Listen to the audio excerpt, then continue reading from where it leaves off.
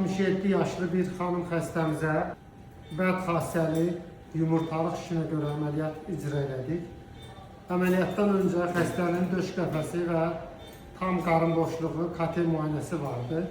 Dalaq qapısında bir metastatik implant vardı. Qaraciyərin 6-cı segmentində bir metastatik implant vardı və çanaq boşluğunda da uşaqlığın yan tərəfində yumurtalıqdan inkişaf eləmiş böyük bir törəməsi vardı.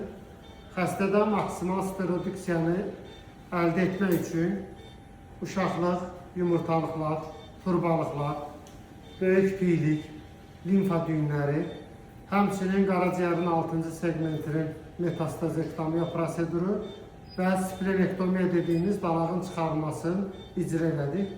Əməliyyatımız 4 saata yaxın çəkdi. Əsas odur ki, əməliyyatın sonunda qarın boşluğunda gözlə görünən şiş toxuması qalmadı. İnşallah ki, xəstəyə bu əməliyyatın ciddi faydası olacaq.